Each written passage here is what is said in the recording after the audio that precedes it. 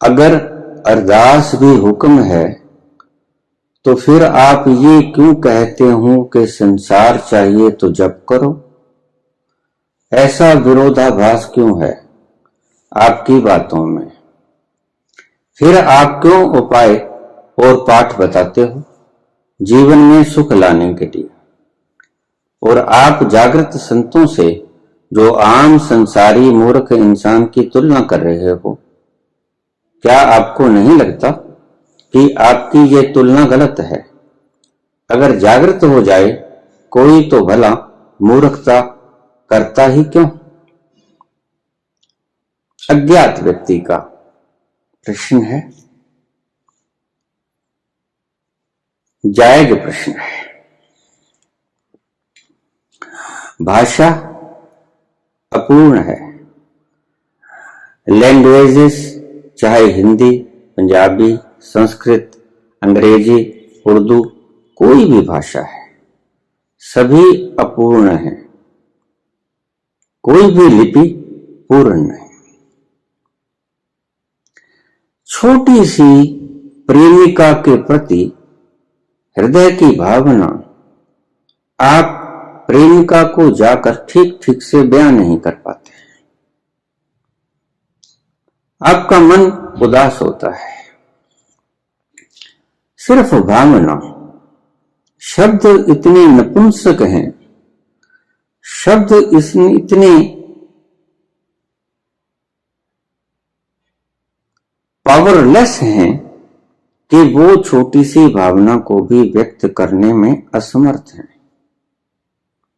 तो आप प्रेमिका के पास जाकर सही सही नहीं बता सकोगे अपनी मनोदशा। आपका मन खराब है, मन उदास है, तो आप कहोगे पता नहीं क्या कुछ मन में गाँव माऊ सा हो रहा है। सही सही नहीं बता सकोगे। कारण लैंग्वेजेस का अपूर्ण होना। ईश्वर के बारे में संत बोलते हैं, कभी नहीं कहते कि वो पूर्ण बतला पाएंगे। ईशा वासुपनिषद का एक वचन है, जरा उसके अर्थ निकाल कर देखिए क्या निकलते हैं।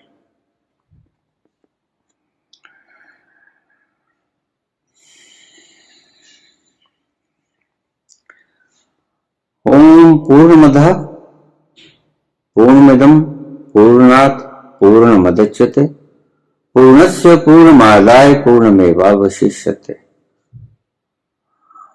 पूर्णमदः पूर्णमिदं पूर्णात् पूर्णमेवावशिष्यते पूर्णस्य पूर्णमादाय पूर्णमेवावशिष्यते। इसको फिर सुनिए, ठीक से मुझसे बोला नहीं गया। ओम पूर्णमिदः पूर्णमिदं पूर्णात् पूर्णमुदच्यते पूर्णस्य पूर्णमादाय पूर्णमेवावशिष्यते। वह पूर्ण है और वह पूर्ण ही रहेगा, पूर्ण ही था। अगर उस पूर्ण में से पूर्ण को निकाल लिया जाए तो पूर्ण ही बाकी बचता है। यह संतों की भाषा है।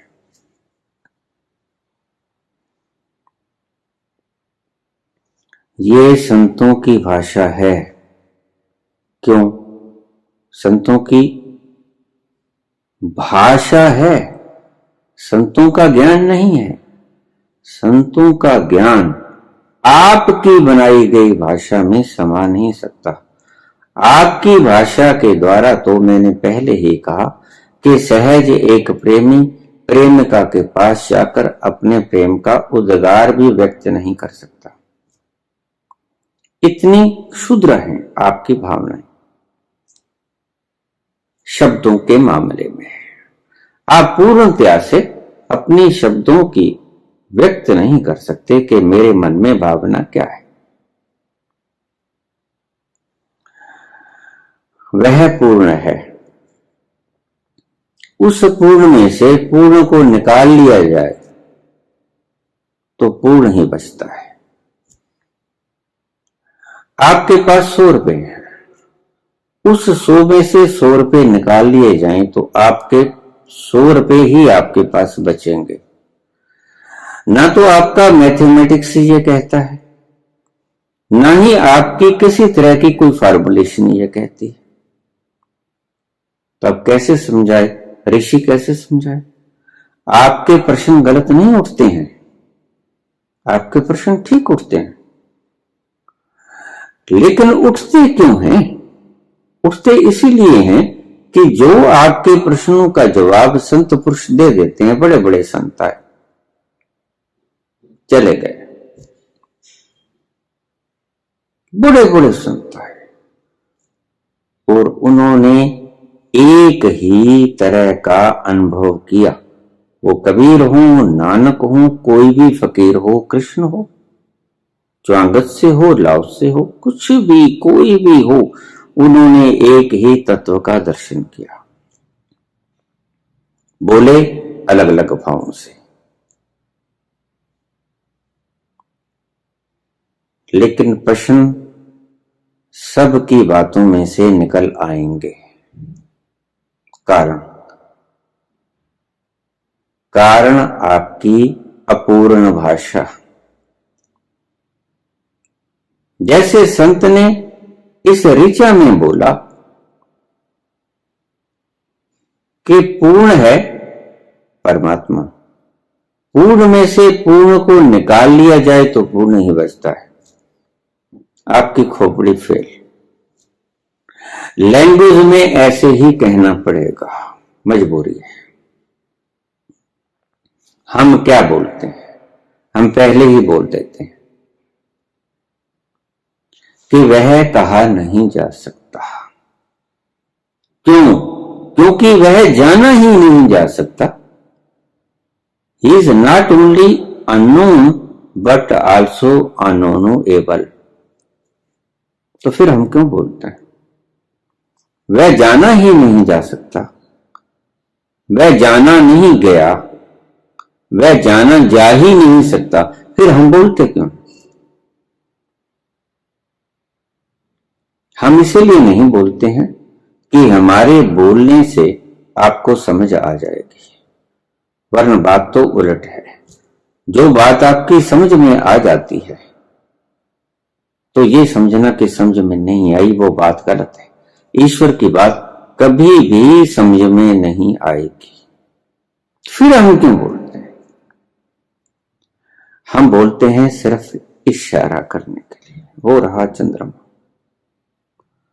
आप ढूंढते हो यहां इसके टॉप पर, आप कहते हो कि भाई यहां तो नहीं है। अब हमारी भी मजबूरी है, मजबूरी हमारी भी है। जिस संसार की लिपि का तुम उपयोग करते हो, उसी संसार की लिपि का हम उपयोग करना पड़ता है, और लिपि इससे ज्यादा सुंदर बनाई भी नहीं जा सकती, और लिपि के भीतर वो आता भी नहीं, क्योंकि ना तो वो विचारों में आता है, दर्शन में नहीं आता, वह भावनाओं में भी नहीं आता।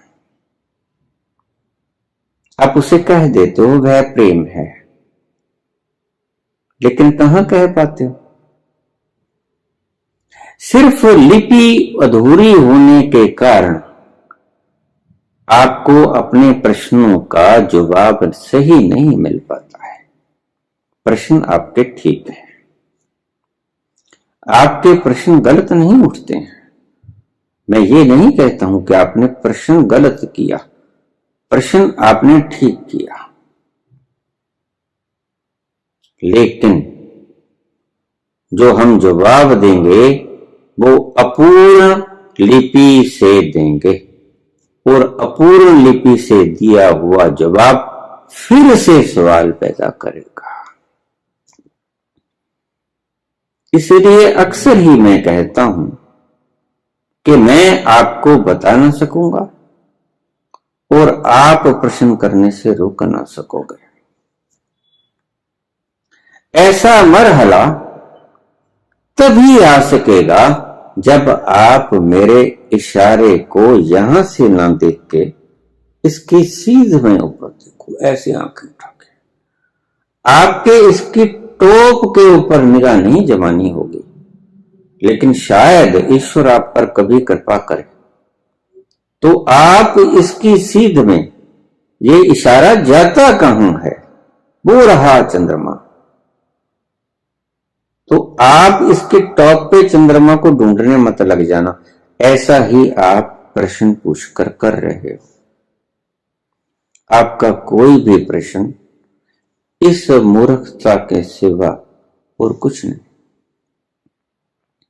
यद्यपि हम बोलते हैं कि हम बता ना सकेंगे क्योंकि हम उसमें लीन हुए हैं, हमने उसको जाना नहीं है। He is unknown, he is not only unknown but also unknowable. अब इसको बात को आप ठीक तरह से समझो। संत परमात्मा को जानता नहीं है, संत परमात्मा में मर्ज होता है। संत परमात्मा में जैसे आप गंगा में नहाते हो, डुबकी लगाते हो, संत परमात्मा में डुबकी लगाता है। डुबकी लगा के आप गंगा में ठंडे पानी का आनंद लेके बाहर आ जाते हो। आप उसको व्याख्यान नहीं कर सकते, प्रेडिक्ट नहीं कर सकते, आप उसको बता नहीं कर सकते, उसको एक्सप्लेन नहीं कर सकते। इशारों में अगर बात हम करेंगे, वो बात अगर आप इशारों को पकड़ लोगे, दूर तक इशारों को देखोगे कि यह व्यक्ति कहना क्या चाहता है। जैसे गूंगे की बात उसकी मां पहचान जाती है कि ये क्या कहना चाहता है। कबीर ने कहा, जो गूंगा गुड़ खाई के कहे कौन मुख स्वाद। कौन से मुख है नहीं, गूंगा जीव नहीं है मुख में। जो गूंगा गुड़ खाई के कहे कौन मुख स्वाद। जैसे गूंगा गुड़ को खा के कौन से मुख से स्वाद का बखान करे, क्योंकि मुख में जीवा नहीं है बोलने के लिए, शब्द नहीं है उसको पूरा पूरा बोलने के लिए। आपकी सभी लिपियां अधूरी हैं, कोई लिपि पूर्ण ना है ना हो सकेगी। छोटी सी भावना को भी आप शब्दों में डालने में असमर्थ पाते हो अपने आप को। बुद्ध के ऊपर कोई व्यक्ति थूक गया था, आया बुद्ध के ऊपर, उसने आग बबूला हुआ, आंखों में लाली, कांप रहा है सारा, मुंह लाल सुर्ख हुआ पड़ा है, सारा शरीर कांप रहा है, और वो आके थूक गया उसके ऊपर।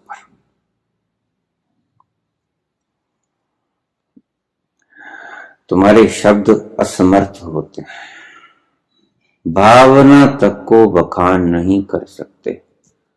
भावना तक को तुमने इशारों में व्यक्त किया, उसने बोल नहीं सका तो बोल नहीं सका, उसे शब्द ही नहीं मिले, शब्द मिलेंगे भी कभी नहीं। किसी भावना के लिए आपको पर्याप्त शब्द कभी नहीं मिलेंगे, क्योंकि भावना शब्दों से बहुत ऊंची है। तो उसकी भावना थी, द्वेष था, ईर्ष्या थी, वैर था बुद्ध के साथ, तो उसे शब्द नहीं मिले तो उसने थूक दिया बुद्ध के ऊपर। बुद्ध ज्ञानी थे।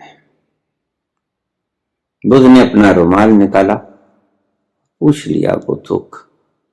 बुद्ध बोले, ये तो मैं समझ गया आपने जो कहा, कुछ और भी कहना है? ये तो मैं समझ गया आपने जो कहा, वो इशारा था। बुद्ध पकड़ गए कि बड़ी गलानी है, बड़ी मेरे प्रति दुश्मनी बैर का भाव है, मेरी बातें खोपड़ी में रमी नहीं, मेरी बातें आपकी तरह आप दोभाषीय क्यों बन रहे हो, विरोधाभासी बातें क्यों करते हो? विरोधाभासी बातें दिमाग में नहीं जची होंगी, आके थूक गया। बुद्ध कहते मैं समझ गया। जो तुम कहना चाहते हो वो शब्दों में नहीं आता था।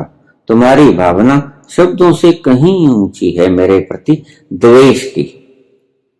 ये तो मैं समझ गया, अब कुछ और भी कहना बाकी है। उस व्यक्ति ने प्रत्युत्तर आता न देखकर झुंझलाहट दिखाई और वापस चला गया। सुबह आके क्षमा मांगने लगा।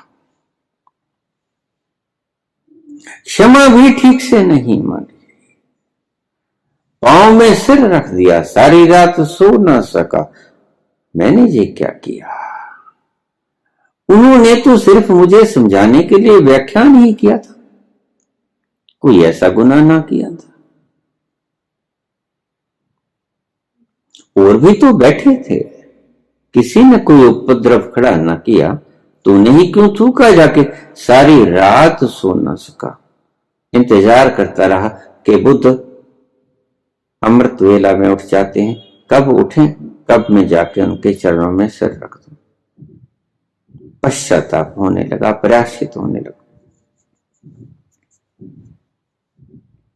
यह व्यक्ति गया, बुद्ध उठे और उसने सिर रख दिया उसके चरणों में, बुद्ध के, रोने लगा। अब फिर शब्द कमजोर पड़ गए। भावना,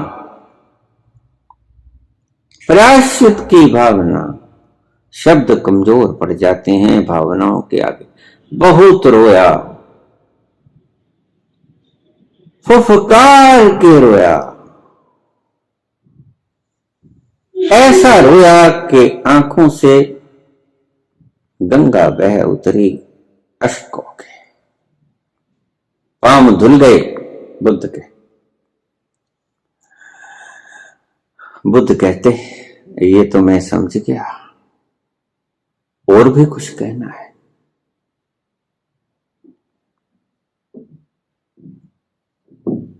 व्यक्ति बोला, प्रभु मुझे क्षमा कर दो, मेरे से गलती हो गई। आपने प्रश्न का जवाब दिया, किसी ने पूछा होगा, किसी को जवाब दिया, रिएक्शन मैंने किया। रात को नींद नहीं आई, आप पे थूक क्या, अब क्षमा कर दो। बुद्ध कहने लगे, फिर वो ही गलती जिसके ऊपर थूक के गए थे, जिस गंगा में आपने थूका था, वो गंगा का पानी रात में बहुत दूर निकल गया। गंगा कभी एक जगह पे ठहरती कहां है? जिसमें थूका था गंगा में, वो गंगा नहीं है जिससे क्षमा मांगने आए हो। वो गंगा बहुत दूर गई जिसके भीतर थूका था। अब तो कोई और ही गंगा है, अब ये तुम्हें क्षमा कैसे करे? वो गंगा क्षमा कर सकती थी जिसमें थूका, ये गंगा क्षमा नहीं कर सकती जिससे माफी मांग रहे हो, जिसके आगे प्रायश्चित कर रहे हो। अब तुम्हारा ये प्रयास भी बेकार है। संत बोलता है मजबूरी है, क्यों? उसे पता है कि प्रश्न में से प्रश्न निकलेगा,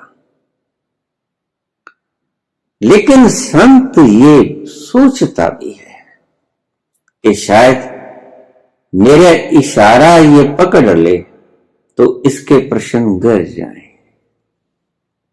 होगा ऐसा, कभी एक बुद्ध का प्रश्न गिरता है, कभी एक महावीर के प्रश्न गिरते हैं, कभी कबीर के, नानक के प्रश्न गिरते हैं। कब गिरते हैं? जब तुम इशारा पकड़ लेते हो। इशारे के ऊपर नहीं आप ढूंढते चंद्रमा को, इशारे की आप स्ट्रेट लाइन में देखते हो। और जैसे ही तुमने आंखें उठाई, कठपुतली का जैसे नाच हो रहा है, उंगलियां घूम रही। तुम जब तक कठपुतलियों का खेल देखते रहे, तुम्हें समझ न आएगी।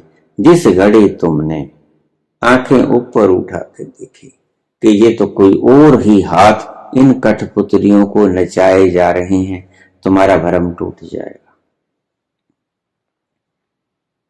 ऊपर उठ के झांकना होगा, स्ट्रेट लाइन के बीच में हमारे इशारे नहीं पकड़ने होंगे, इशारों की सीध में देखना होगा। हम जिधर बोलते हैं उसका टॉप मत पकड़ लेना कि ये यहां तक खत्म हो गया, आपका इशारा खत्म हो गया। हम भी मानते हैं, हम कब कहते हैं कि हम शब्दों में बोल सकते हैं? कभी ना कोई शब्दों में बोला, ना कभी कोई संत शब्दों में बोल पाएगा।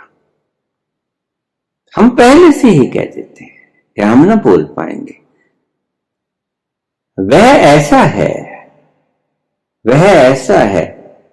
वेद बाद में कहते हैं नेति नेति, वह ऐसा नहीं है, इससे कुछ और है।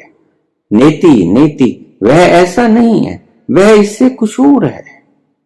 क्या समझोगे आप?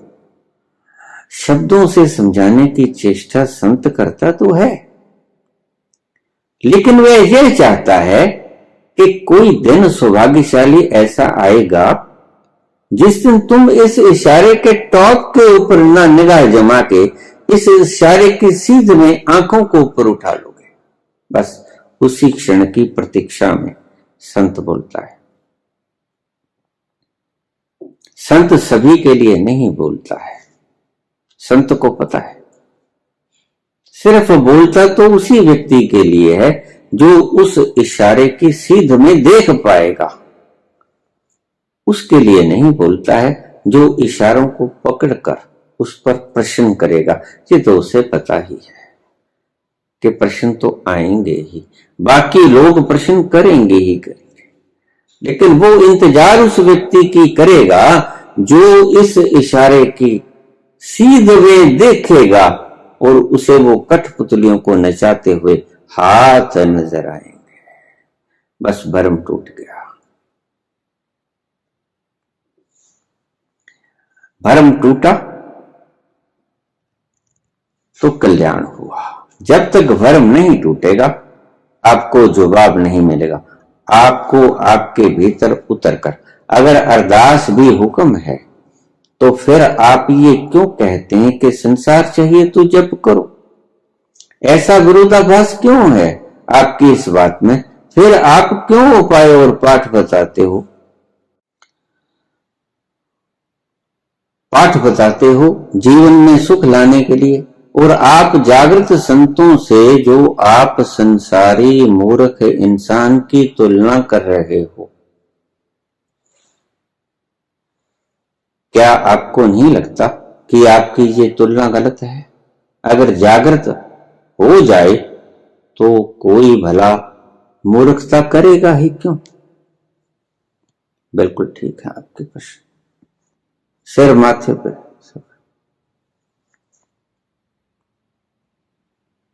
आप प्रश्न करोगे, मैं जवाब भी दे दूंगा। ध्यान रखना, आप फिर भी प्रश्न करोगे। आपके प्रश्न मेरे प्रश्नों के जवाब से गिरने वाले नहीं हैं। ना आप इस गलती में रहना, मैं तो इस गलती में है ही नहीं। मुझे तो पता ही है कि मैंने जो जवाब दिया है that is not the accurate answer. वह प्रामाणिक जवाब नहीं है, वो सही जवाब नहीं है, वो अधूरा जवाब है। और अधूरे जवाब कभी जवाब ही नहीं हुआ करते। फिर इन जवाबों से सवाल उठेंगे, लेकिन सवाल करेगा कौन? वह जिसने इशारों की सीध में नहीं देखा। हमारी मजबूरी है, क्या करें? उपाय क्या है? आज तक कोई भी व्यक्ति वह है दो शब्दों में बात को खत्म नहीं कर सकता, नहीं कर सकता। शब्दों में बात खत्म होती ही नहीं। शब्द लाचार है, शब्द आधे अधूरे हैं, और आधे अधूरे सत्य कभी पूर्ण सत्य नहीं होते। न कभी आपके प्रश्नों का जवाब कोई दे पाया है, न आपके प्रश्नों का जवाब कभी कोई दे पाएगा, क्योंकि जिसने वो असीम देख लिया उसे ये भी पता है कि आपकी लैंग्वेज असीम नहीं है, आपकी लैंग्वेज सीमाओं में बंधी हुई है। उस असीम को सीमा के भीतर बांधेगा कैसे? वह खुद ही गफलत में है कि मैं बोलूं तो कैसे बोलूं, बोल नहीं सकूंगा मैं, उसे पता है, लेकिन वो सभी के लिए नहीं बोलता। वो उस भाग्यशाली प्राणी के लिए बोलता है जो शायद इशारों के टॉप के ऊपर खड़ा न रह जाए, यहां ना खड़ा रह जाए। थोड़ा सा और ऊपर उठ जाते हैं लोग, और ऊपर उठ जाते हैं। नहीं नहीं, आपको इशारों की टॉप के ऊपर नहीं, आपको आंखों को सीध में ले जाना होगा। आपको आंखें ही ऊपर उठानी होगी और उस कठपुतली की तरह नचाने वाले कर्ता पुरख को देखना होगा। दिख ही जाएगा। यही फायदा है संतों के बोलने का। एक पहुंचेगा कोटिन में कोई एक चलत, कोटिन चलत एक पहुंचत, करोड़ों में कोई एक चलेगा। पहले तो कोई चलेगा ही नहीं। अगर कोई चलेगा तो पहुंचेगा नहीं। क्यों? क्योंकि वो इशारों को पकड़ के बैठ जाएगा। वो कहेगा कहां है चंद्रमा, इधर से देखेगा, उधर से देखेगा, इधर से देखेगा, नहीं है। कुछ तो नास्तिक हो जाएंगे, कुछ तो चारवाक बन जाएंगे, नीचे बन जाएंगे, माओ से तुंग हो जाएंगे, मार्कस, लेनिन, स्टालिन, सभी कुछ, हिटलर, सभी बन जाएंगे। और कुछ कहेंगे कि नहीं, ये चीज समझने योग्य है लेकिन समझ नहीं आ रही। ये क्या बोल रही हैं हमें कुछ पता नहीं। कुछ मान लेंगे, वो झूठे आस्तिक बन जाएंगे। आज मंदिरों, मस्जिदों, गुरुद्वारों में जो कतारें लग रही हैं, झूठे आस्तिकों की लग रही हैं। आस्तिक सच्चा जब होगा वह नाचेगा घर बैठ के, कहीं जाने की जरूरत नहीं, उसका घर ही मंदिर है। क्योंकि कौन सा ठिकाना है जहां वो नहीं। जाहिद शराब पीने दे मस्जिद में बैठकर, जाहिद शराब पीने दे मस्जिद में बैठकर, वह वो जगह बता जहां खुदा का घर ना हो। जाहिद शराब पीने दे मस्जिद में बैठकर, या वो जगह बता जहां खुदा का घर ना हो। ये गुरुद्वारों में ही गुरुद्वारों का घर नहीं होता, गुरुओं का। सभी जगह तू ही तू, कोई स्थान ऐसा नहीं जो उससे भरपूर ना हो। जिधर देखता हूं उधर तू ही तू है, हर जर्रे में तू ही तो रूबरू है। तुम प्रश्न करते हो, तुम्हारे प्रश्नों में कोई गलती नहीं, भावना ठीक है।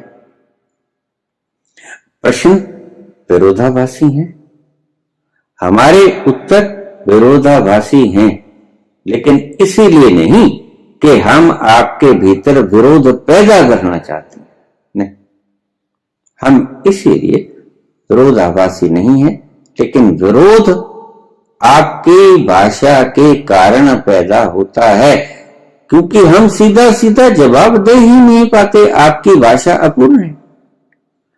लैंग्वेज, लिपि जो हमने क्रिएट की, जो हम क्रिएट कर सकते थे, कितनी लैंग्वेजेस हमने क्रिएट की, सैकड़ों हजारों की तादाद में लिपियां हैं, लेकिन कोई भी लिपि इतनी पूर्ण नहीं कि वो ईश्वर को अपने भीतर संभाले। वो असीम को लिपि की सीमा में बांध ले, ऐसी कोई लिपि मानव ने नहीं बनाई, बना भी नहीं सकेगा। तो क्या होगा इस चीज का हल? इस चीज का हल तो उस कर्ता पुरुष के हाथ में। हमने इशारा किया, शायद कोई सौभाग्यशाली क्षण आ जाए और आपके भीतर ये बात ईश्वर डाल दे, वो कर्ता पुरुष आपके भीतर ये बात डाल दे कि ये इशारा यहां खत्म, लेकिन इशारे की सीध में तो देखो।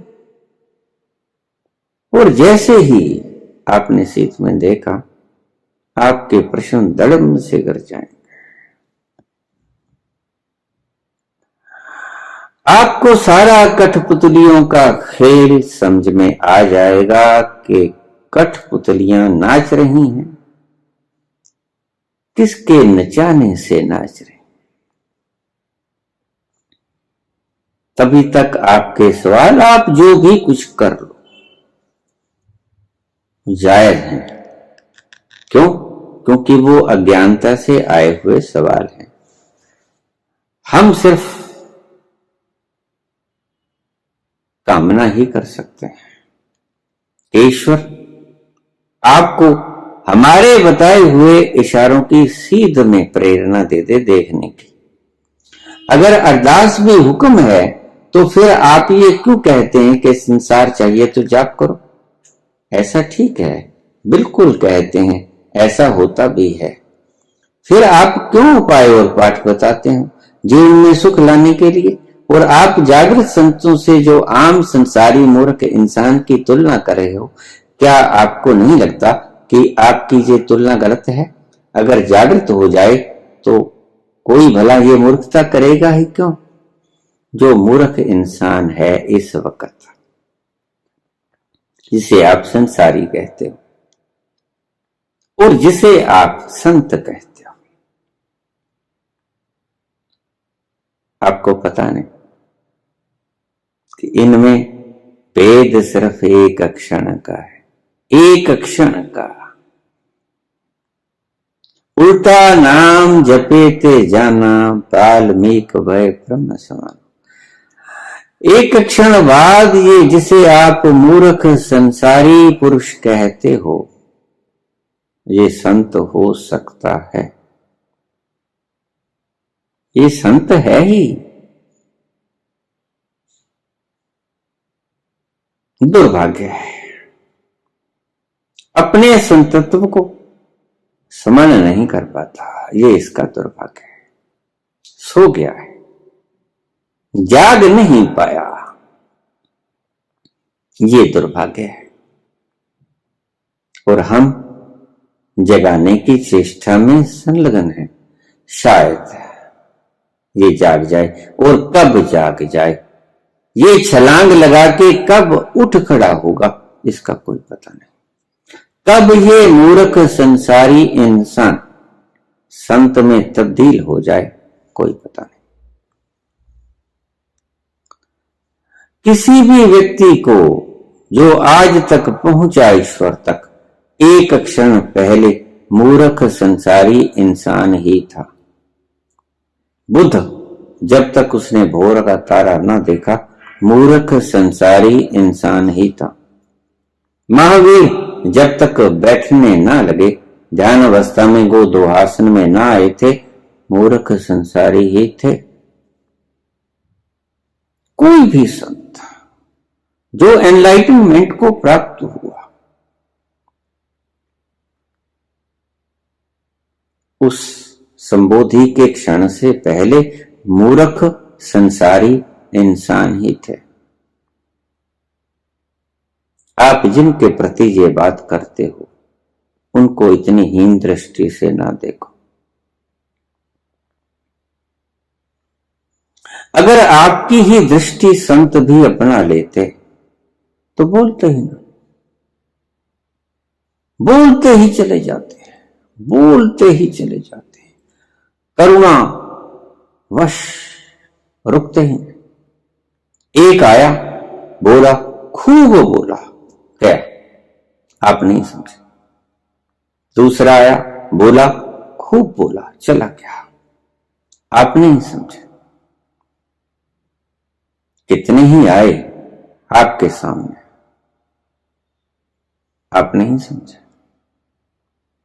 यद्यपि ऐसा नहीं कि किसी ने आपको हृदय से पूरा प्रयत्न करके समझाने की चेष्टा न की, चेष्टा सभी ने की, पूरा ईमानदारी से की, अन्यथा वो बोलते ही ना।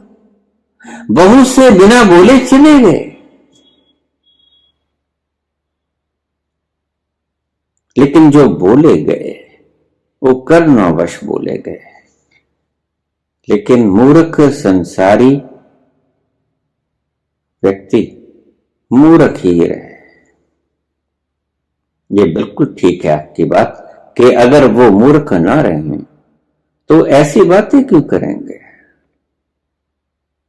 लेकिन मूर्ख ना रहे, यही तो इच्छा है संत की कि तुम सत्य को जानो, तुम असत्य में फंसे न रहो, तुम कीचड़ से लिप्त न बने रहो, तुम कीचड़ को बाहर उखाड़ के छिलके को उसके भीतर का हीरा तलाश लो, तुम हीरा हो, यू आर डायमंड। कीचड़ तो आपके ऊपर लग गया है, ये मूर्छा तो आपको घेर लिए है, भीतर से तो आप जागृति हो, आप उस जागृति को पहचान लो, रिमेंबर, स्मरण करो, उसे सुमरण कह दो। शब्द दे सकते हैं, कुछ भी दे लो, सुरती ले आओ, सुमरण कर लो। संत का प्रयास है, रहेगा, सदा रहेगा। कोई समझ जाए तो धन्यभागी, संत का कहना अर्थ ले आया, और कोई ना समझे तो भी धन्यभागी, क्योंकि संत का प्रयास सिर्फ आपको जगाने का है। आप न जागो तो संत के पास कोई उपाय भी नहीं। संत इतना भी हिंसक नहीं होता कि आपको जगाने की जल्दबाजी करे। संत हिंसा नहीं करता, संत अहिंसक रूप से कोशिश करेगा आपको जगाने की। अगर आप फिर भी मूर्ख संसारिक प्राणी बने रहना चाहते हो तो संत क्या करे, उसके पास कोई उपाय। कबीर बोले, आपके लेक्चरर भी बोलते हैं, आप उनको भारी भरकम तनख्वाह देते हो। कबीर भी बोलते थे, आपने उनको क्या दिया, गालियों के सिवा। वाराणसी से जब वो कहने लगे कि मगर में अगर आदमी मर जाए तो गधी के यूनि में नहीं पड़ता, लोगों का भ्रम खंडित करते करते ब्राह्मणों ने उन्हें वाराणसी से उठाया और मगहर में पटक दिया। क्या मिला उन्हें, मगहर में ही वो मरे। सिर्फ इस मूढ़ता का खंडन करने के लिए कि मगहर में मरने से व्यक्ति गधे की योनि में नहीं पड़ता। संत बोलते क्यों हैं, ये समाज सुधारक क्यों बोलते हैं, ये आपका सुधार क्यों करना चाहते हैं, क्योंकि इनके भीतर थोड़ी करुणा आ जाती है, इसलिए ये बोलते हैं। ईसा को क्या जरूरत थी, सूली चढ़ा दिए गए। सुकरात को क्या जरूरत थी, जहर पिला दिया गया। मीरा को क्या जरूरत थी, कितनी पशेमानी ना झेलनी पड़ी मीरा को, महलों की रानी थी।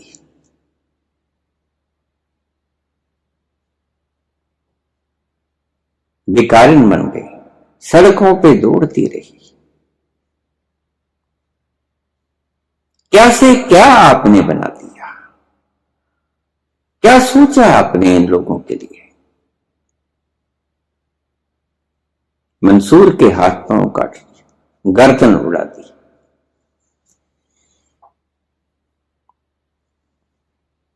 फिर भी शुक्र है,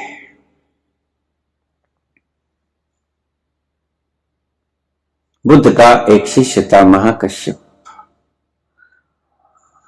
एक बहुत ही खराब वृत्ति के लोग पास के गांव में रहते थे। वहां वो महाकश्यप को भेजता नहीं थे। बुद्ध महाकश्यप कहने लगे, प्रभु मुझे जाने दो, मैं भिक्षा में ले आऊंगा। बुद्ध कहते कहने, अभी तुम वहां मत जाओ। महाकश्यप ज्यादा जिद करने लगा। एक दिन बहुत वक्त बीत गया था कि आज भिक्षा लेने में जाऊंगा, आप मुझे भेज दो। बुद्ध कहने लगे, नहीं, आप मत जाओ, वो लोग खराब हैं, वो तुम्हें गालियां निकालेंगे। तो महाकश्यप बोला कि अगर वो गालियां निकालेंगे तो मैं ये समझूंगा कि हे ईश्वर तेरा धन्यवाद, इन्होंने गालियां ही निकाली, कोई ईंट बट्टा तो नहीं मारा। मार भी सकते थे, ईंट बट्टा भी फेंक सकते थे, जख्मी भी कर सकते थे। बुद्ध बोले, और अगर वो दुष्ट है, उन्होंने ईंट बट्टा फेंकना शुरू कर दिया, फिर क्या करोगे।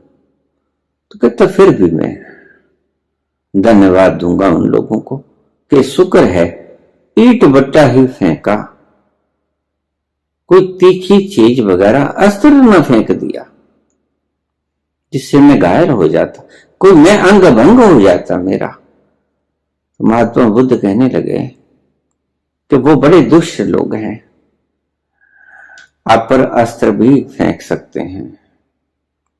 अगर उन्होंने आप पर अस्त्र फेंक दिया तो फिर क्या करोगे। महाकश्यप बोला, प्रभु मैं फिर भी धन्यवाद दूंगा उन लोगों को कि भले हैं। अस्त्र फेंका, थोड़ी चोट निकली, हाथ में खून आया, लेकिन मार ही तो नहीं दिया, जिंदा तो रखे हैं। बुद्ध बोले, वो बड़े दुष्ट लोग हैं, अगर उन्होंने तुम्हें सचमुच में मार ही दिया फिर क्या करोगे। महाकश्यप बोले,